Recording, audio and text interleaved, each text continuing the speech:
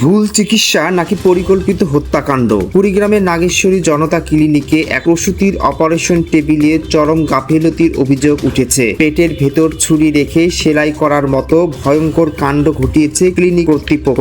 দুইবার পেটেও বাঁচানো গেল না ষোলোর খামার এলাকার গৃহবধূ জেসমিনকে। আজ সকালে রংপুরে চিকিৎসাধীন অবস্থায় মারা যান তিনি। পারিবারিক সূত্রে জানা গেছে, নাগেশ্বরী পৌরসভা 2 নং ওয়ার্ডের ষোলোর খামার এলাকার জাহিদুল ইসলামের মেয়ে জেসমিন সন্তান প্রসবের জন্য জনতা ক্লিনিকে ভর্তি করা হয়। সিজারিয়ান অপারেশনের সময় চিকিৎসকদের চরম অসাবধানতায় তার পেটের ভেতর অস্ত্রোপচারের সরঞ্জাম রেখে সেলাই করে দেওয়া হয়। পরবর্তীতে রোগীর অবস্থা আশঙ্কাজনক হলে বিষয়টি ধরা পড়ে। তখন তড়িঘড়ি করে দ্বিতীয়বার জেসমিনের পেট কেটে সেই সরঞ্জাম বের করা হয় এবং পুনরায় সেলাই করা হয়। কিন্তু ততক্ষণে রোগীর শরীরের অভ্যন্তরীণ অঙ্গ প্রত্যঙ্গের ব্যাপক ক্ষতি হয়ে যায়। অপারেশনের পর জেসমিনের রক্তক্ষরণ বন্ধ হচ্ছিল না। তাকে দফায় দফায় রক্ত দেয়া হলেও শরীরে তা ছিল না। মুমূর্ষু অবস্থায় তাকে দ্রুত রংপুর মেডিকেল কলেজ হাসপাতালে স্থানান্তর করা হয়। সেখানে জীবনের সাথে যুদ্ধ করে আজ সকালে মৃত্যুর কোলে ঢলে পড়েন জেসমিন। সন্তান মারা যাওয়ায়